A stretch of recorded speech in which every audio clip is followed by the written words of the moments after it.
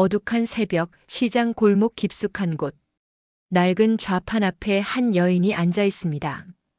손은 거칠고 얼굴엔 주름이 깊게 패였지만 그 눈빛만큼은 살아 있었습니다.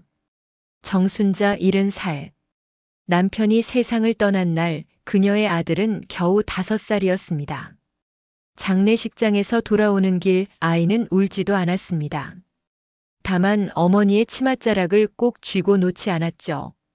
엄마, 나 배고파. 그 한마디가 정순자의 등을 펴게 했습니다. 그날부터 그녀는 울음을 멈췄습니다. 대신 새벽 4시에 일어나 시장으로 나갔습니다. 채소를 다듬고 생선을 손질하고 손님들의 깎아달라는 소리에도 웃으며 고개를 숙였습니다. 이거 1,000원만 깎아주시면 안 돼요? 그러세요. 많이 가져가세요.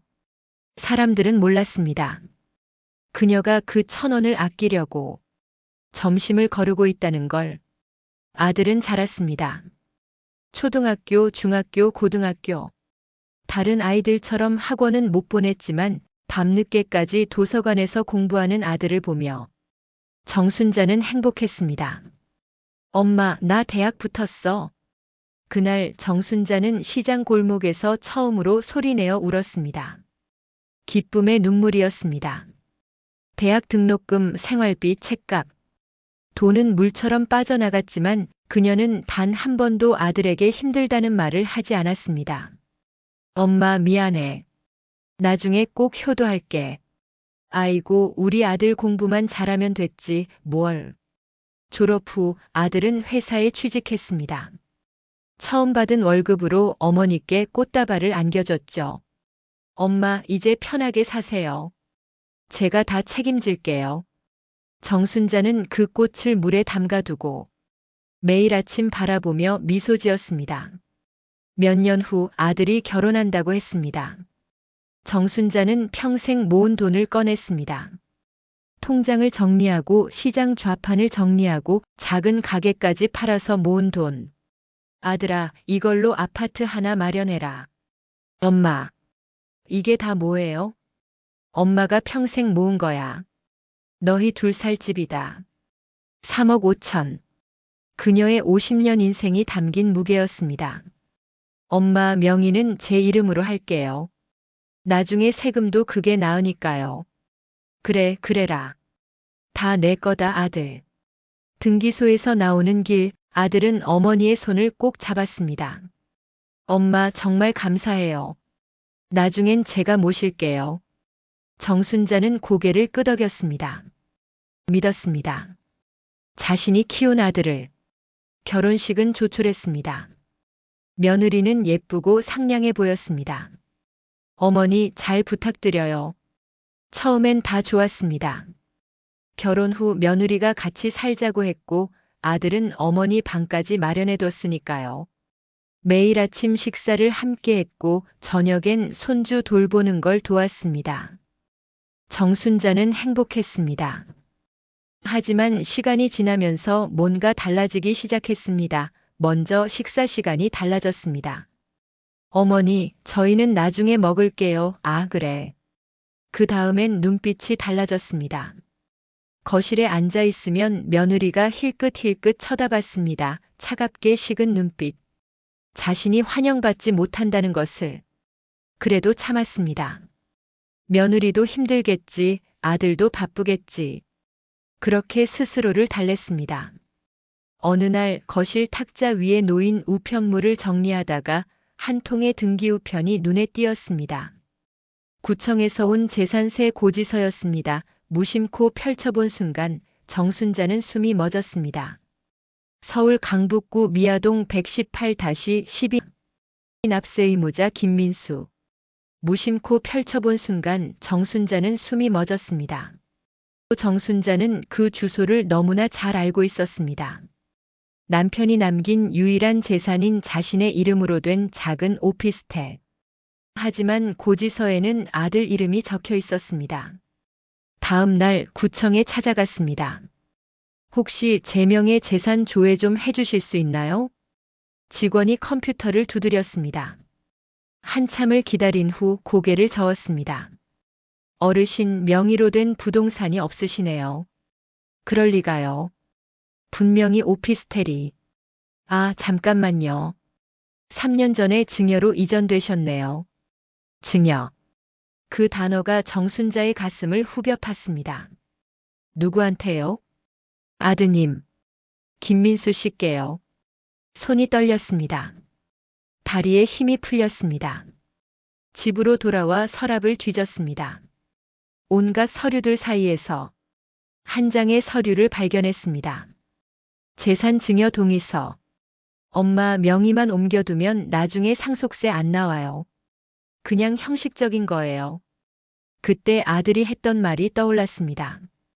정순자는 묻지도 않고 도장을 찍어줬었죠. 다 내 거야, 아들아. 그 말이 이렇게 돌아올 줄은 몰랐습니다. 저녁 아들이 퇴근해서 들어왔습니다. 아들아, 엄마가 할 말이 있는데. 엄마 피곤해요. 나중에 얘기해요. 아들은 대답도 제대로 하지 않고 자기 방으로 들어가 버렸습니다. 다음 날 아침 식탁에서 다시 물어봤습니다. 민수야, 엄마 오피스텔 말인데 엄마 출근 늦어요. 나중에요. 아들은 밥도 제대로 먹지 않고 황급히 집을 나갔습니다. 그 다음 날도 아들은 엄마를 피했습니다. 일찍 나가고 늦게 들어오고 집에 있을 때는 방문을 잠그고 나오지 않았습니다. 그 다음 날도 아들은 엄마를 피했습니다. 같은 집에 살면서도 마주치지 않았습니다. 며느리는 더 노골적으로 불편한 기색을 보였습니다. 어머니, 설거지 좀 해주시면 안 돼요? 어머니, 애 좀 봐주세요. 제가 바빠서. 정순자는 무엇이든 했습니다. 며느리 눈치를, 아들 눈치를 보며. 그날 밤이었습니다. 거실에서 텔레비전을 보고 있을 때 며느리와 아들이 나란히 나와 앉았습니다. 정순자는 떨리는 목소리로 물었습니다. 아들아, 엄마 명의 오피스텔 말이야. 아들의 표정이 일그러졌습니다. 엄마, 그거 세금 때문에 그런 거잖아요. 그래도 엄마한테 말을 해야. 엄마. 아들이 처음으로 목소리를 높였습니다. 지금 제가 얼마나 힘든지 아세요? 회사에서 스트레스 받고 집에 오면 애 울고 대출 이자는 왜 이렇게 많은지. 정순자는 입을 다물었습니다. 그리고 엄마. 아들이 한숨을 쉬었습니다. 사실 저희가 얘기 좀 하려고 했는데. 며느리가 방에서 나왔습니다. 품에 아기를 안고서. 어머니 죄송하지만 이제 저희도 애 키워야 하니까 집이 너무 좁아서요. 며느리의 말이 채 끝나기도 전에 아들이 말했습니다. 엄마 잠시 다른 데서 지내시면 안 될까요? 세상이 멈췄습니다. 귀가 웅웅 울렸습니다. 뭐라고? 임시로요. 임시로 애가 좀 크면 다시 모실게요. 정순자는 아들의 얼굴을 바라봤습니다. 자신이 50년을 키운 그 아들.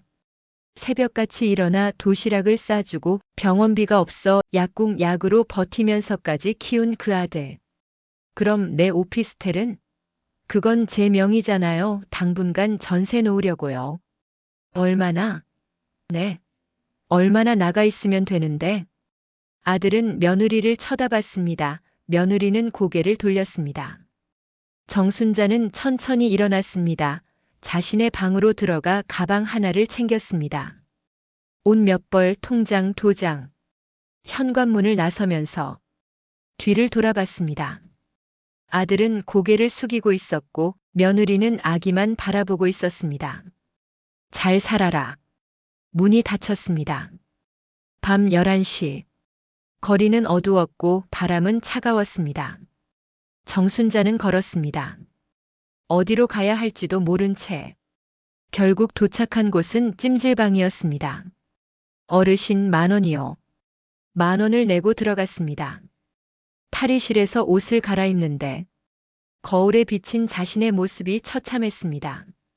주름 가득한 얼굴, 구부정한 어깨, 텅 비어버린 눈빛.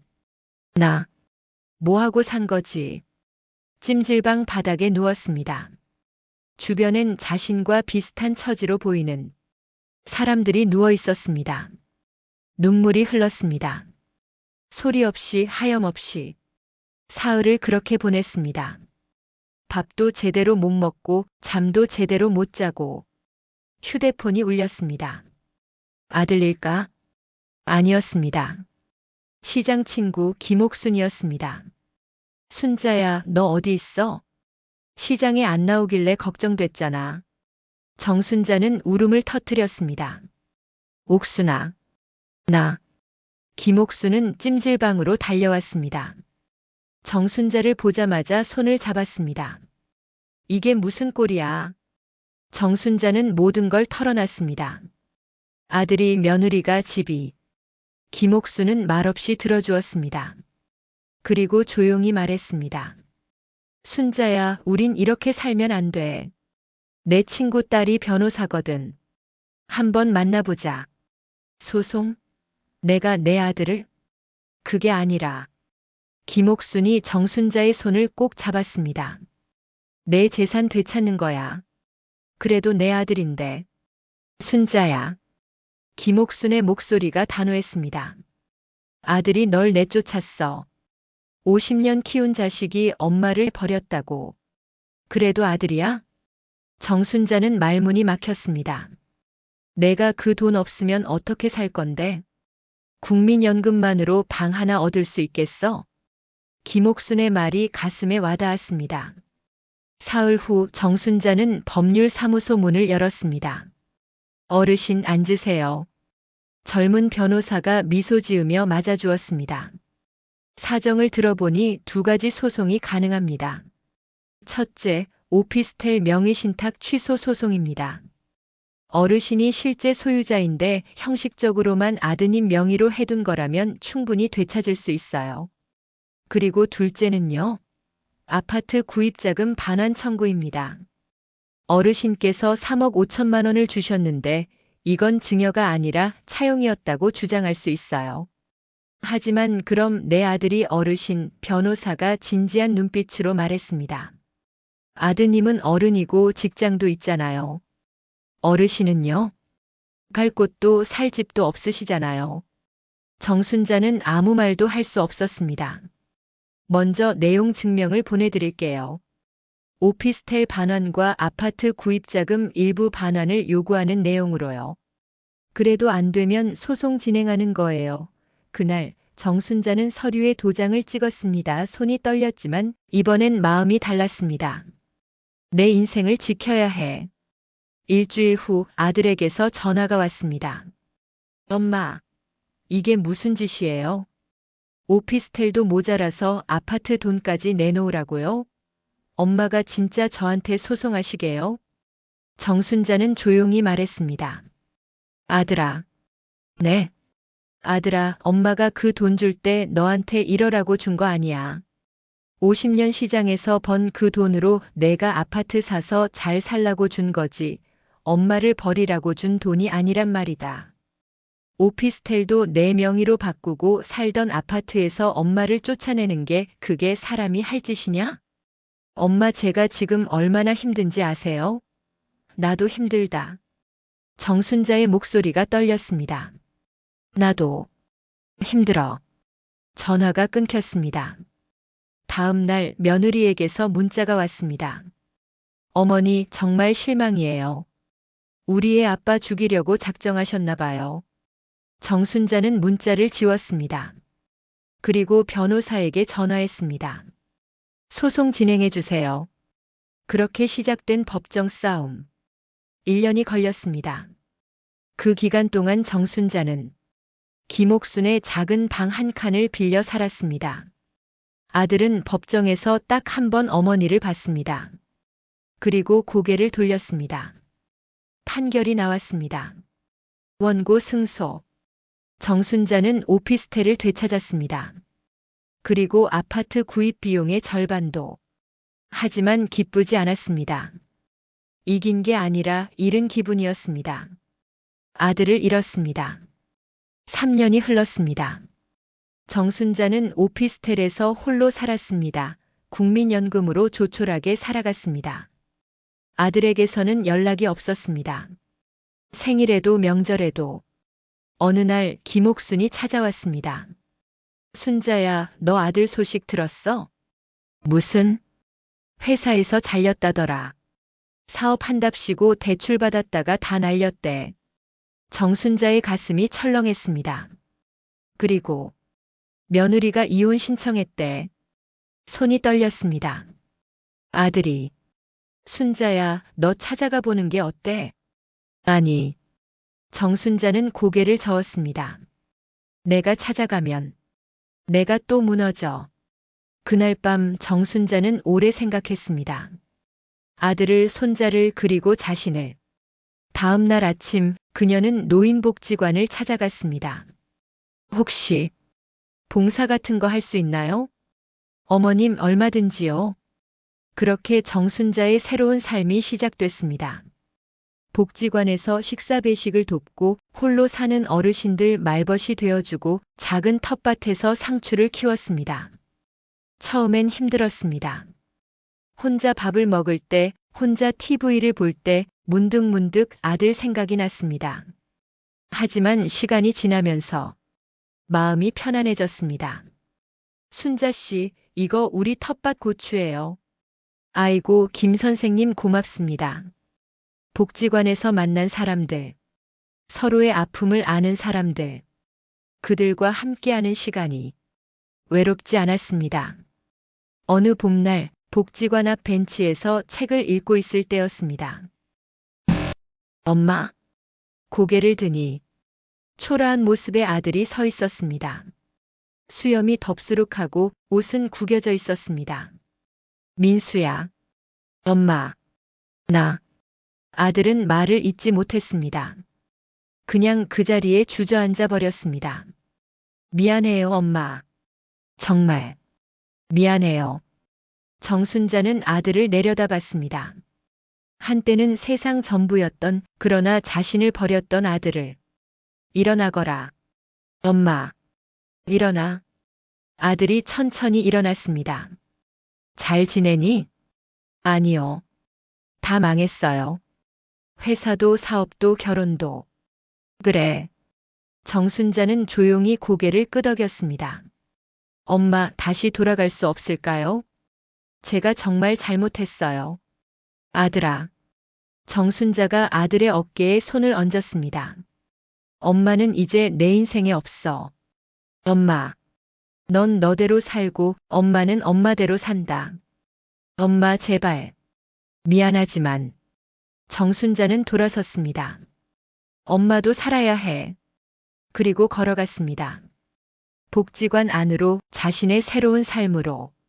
아들은 그 자리에 서서 어머니의 뒷모습을 바라봤습니다. 한때는 모든 걸 주던 그 등.